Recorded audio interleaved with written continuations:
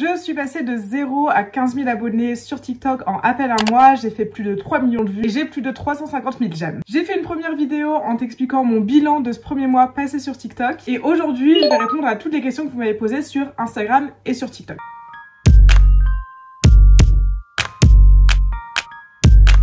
Première question sur l'algorithme. Alors sur TikTok, comme sur Instagram, comme sur YouTube, je pense que c'est très important de ne pas se focus sur l'algorithme, vraiment de se concentrer sur ton cœur de cible.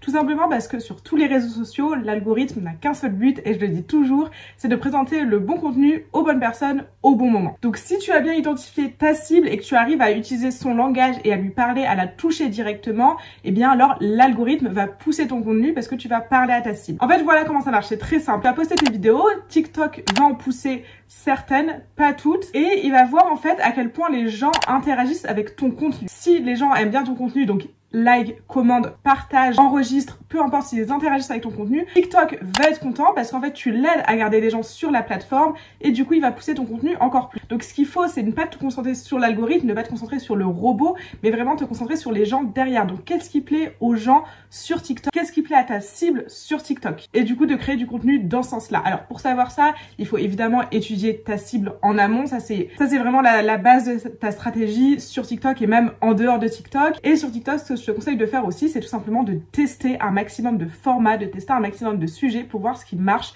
et reproduire toujours ce qui marche. J'aime beaucoup cette question parce que c'est une question que beaucoup se posent en ce moment. Alors je n'ai pas évidemment la science infuse et je ne vois pas dans l'avenir, mais je pense que non, je pense que chaque plateforme est différente. Il y a toujours des nouvelles plateformes, il y a toujours des nouvelles méthodes de consommation, mais pour autant ça ne veut pas dire que parce que une émerge et une est en train de croître, que l'autre va disparaître. Pour moi, c'est deux réseaux sociaux complètement différents, c'est deux manières de consommer du contenu complètement différentes, surtout en termes de tout ce qui est créer une communauté, etc. TikTok est encore très loin derrière. Alors TikTok en complément d'Instagram, est-ce que c'est utile ou pas? Eh bien moi c'est la raison pour laquelle j'ai voulu créer ce compte, mon compte TikTok, c'est ce que je voulais tester en fait, parce que je vendais en tout cas uniquement grâce à Instagram. Et je me suis dit bon bah pourquoi pas tenter. Alors en effet, du coup j'ai pu acquérir déjà en un mois seulement mes premiers clients grâce à TikTok, donc oui ça aide. Cependant je pense qu'il faut pas non plus se perdre et vouloir être partout à la fois, parce que ça prend énormément de temps de construire une communauté sur une plateforme. Alors deux, ça demande encore plus de temps. Moi c'est aussi, ça fait partie en fait de mon métier. Voilà, je travaille dans tout ce qui est marketing digital, les réseaux sociaux, le monde de l'influence. Voilà, c'était aussi une volonté de ma part de tester ça, de voir ce qui marchait, ce qui marchait pas. Je te le recommanderais sincèrement si tu as le temps et si ça ne t'épuise pas, si tu peux te le permettre en termes de gestion de temps, eh bien vas-y à fond. Éviter, alors ça marche pour certains mais pour très peu, il faut éviter de juste reposter ses réels sur TikTok. En général ça marche pas très bien, c'est quand même un format différent, une manière de consommer le contenu différent. Après moi c'est quelque chose que je teste depuis quelques jours à peine. Je suis en train de reposter mes TikTok sur Instagram pour voir un peu l'effet que ça donne et pour voir si ça peut marcher. Donc je vous ferai un update je pense d'ici quelques semaines. Alors j'ai eu deux fois plus ou moins la même question, donc en gros les pour et les contre TikTok. Alors les pour, c'est évidemment le système TikTok, il est génial. En fait TikTok s'en fout complètement de ton nombre d'abonnés, tout simplement. Que t'aies 0 abonnés ou 1 million d'abonnés, il va pousser tes vidéos de la même manière. Et ça c'est vraiment une très bonne opportunité, surtout quand tu débutes forcément, surtout quand t'as pas d'audience. Moi j'avais à peine 500 abonnés, j'avais quelques vidéos qui ont commencé à faire 10 000, 20 000, 30 000 vues. Un énorme plus de TikTok en ce moment. Instagram est en train un peu de le talonner. En fait TikTok est en train d'essayer de tendre à devenir une plateforme à référencement SEO. Donc en fait ça va en tout cas fonctionner un peu comme Google, où tu vas vraiment pouvoir taper des mots-clés, des phrases clés et ton contenu va pouvoir sortir. Alors les aspects un peu moins positifs, je dirais déjà, c'est le fait que sur TikTok il y a une population extrêmement jeune, vu que TikTok fonctionne de manière à mettre ton contenu en avant et du coup des fois à le diffuser à plein de personnes différentes pour en fait tout simplement après mieux se repositionner, mieux se recadrer. Des fois ton contenu il tombe entre les mains de personnes que tu n'avais pas, voilà, t'avais pas anticipé ça. Et moi ça m'est arrivé plusieurs fois. C'est vrai que je fais des vidéos forcément à destination des entrepreneurs, à destination des marques, à destination des créateurs de contenu, et quand ça tombe en fait dans les mains, j'ai envie de dire, d'un jeune de 13 ans qui n'a aucune idée de quoi je parle, il comprend pas, et du coup des fois j'ai eu des commentaires, bon je voyais que la personne en face ne comprenait pas du tout ce que je voulais dire dans ma vidéo. Voilà, c'est un peu bizarre. Sur Instagram il y a moins ça, j'ai l'impression. l'impression. Alors le rythme de publication, vous allez me prendre pour une dingue peut-être, mais n'oubliez pas que c'est mon métier, c'était un challenge que je voulais me lancer, etc. Et j'arrive à suivre le rythme. J'ai commencé TikTok en me fixant l'objectif de 2 TikTok par jour.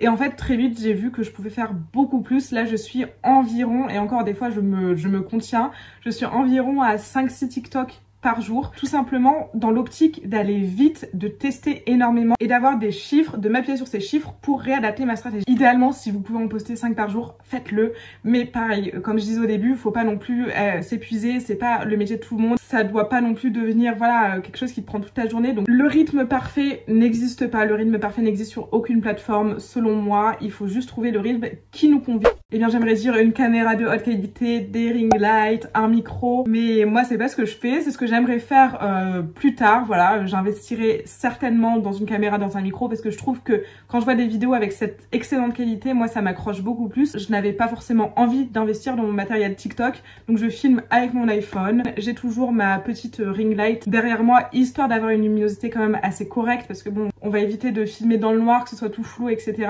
Et sinon en termes de structuration, comment organiser ses idées, etc. Alors moi j'ai plusieurs méthodes, vidéos qui sont scriptées et je parle directement, et j'ai des vidéos beaucoup plus naturelles en fait. Voilà, d'un coup j'ai envie de poser une question, j'ai envie d'aborder un sujet, et bien je vais prendre mon téléphone et je vais parler directement. Et dans la structure du contenu, toujours de toute façon comme partout pour accrocher l'attention, c'est vraiment d'avoir un hook ou une accroche. Faut que la première phrase elle soit hyper catchy en fait, que la personne qui voit votre vidéo en 2 secondes elle se dise ok, ça m'intéresse, parce que sur TikTok, comme partout, mais sur TikTok partout, les gens scrollent à une vitesse folle.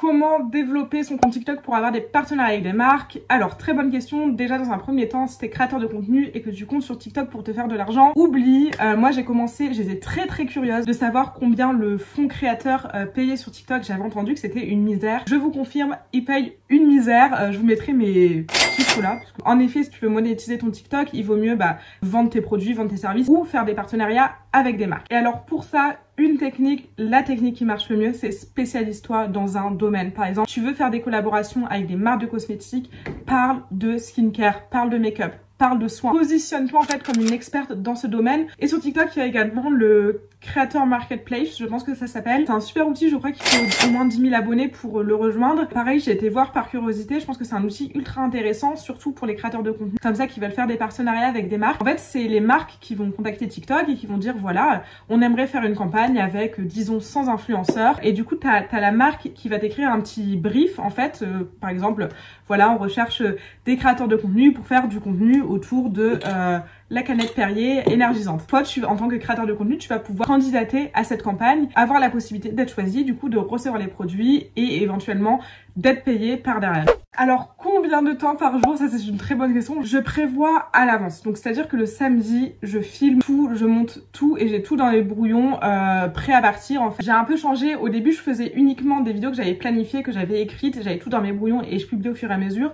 Maintenant que je suis un petit peu plus à l'aise, que j'ai un petit peu développé mon audience, c'est un peu plus naturel pour moi. Je vais prendre mon téléphone, je vais filmer, ça me prend 1 minute. Pour répondre à ta question concrètement, peu de temps. Ce qui me prend le plus de temps, c'est de faire ce petit montage parce que moi, j'aime bien que les vidéos soient bien rythmées. En termes de création de contenu, ça me prend pas plus qu'une demi-journée à filmer. Alors parlons d'un sujet qui est très intéressant, je trouve, la fidélisation de la communauté, la création d'une communauté vraiment. Alors sur TikTok, vous le savez, c'est très facile entre guillemets d'être visible, d'avoir des abonnés. Cependant, je trouve que c'est très dur de créer une communauté sur TikTok. Et c'est pour ça d'ailleurs que tous les créateurs de contenu, en tout cas la plupart des créateurs de contenu qui l'ont compris, ils redirigent leur audience vers Instagram et vers YouTube. TikTok, c'est un bon moyen d'avoir de la visibilité et que c'est très intéressant après de rediriger le trafic un peu plus qualifié du coup vers Instagram et vers YouTube. Alors, ça dépend ce que tu appelles par hashtag non précis. Si tu veux dire hashtag pour toi, hashtag follow pour follow ou je ne sais quoi, ça c'est pas très utile. En fait, la hashtag, faut comprendre que ça a pour objectif à l'heure d'aujourd'hui d'indiquer à TikTok ce que tu fais et à qui tu t'adresses. Ça dépend quel est l'état de ton compte actuel. Si tu as un compte à 1 million d'abonnés, utilise ce compte. Si tu as un compte avec 10 abonnés, tu peux en recréer un. Et en fait, ça dépend de l'utilisation que tu as de ce compte. Moi, j'ai choisi de créer un nouveau compte tout simplement parce que avant ça, j'avais un compte à usage 100% personnel. J'avais un peu de tout et je me suis dit, TikTok ne va juste pas comprendre qui je suis et ce que je fais si j'utilise ce compte. Du coup, j'ai créé un nouveau compte. J'ai directement programmé, entre guillemets, TikTok à me montrer des vidéos business, à me montrer des vidéos entrepreneurs, small business, etc. Juste pour que TikTok se dise, ok, elle aime bien le contenu business, je vais lui montrer du contenu business. Et après, du coup, je vais pousser son contenu à des gens qui font du business.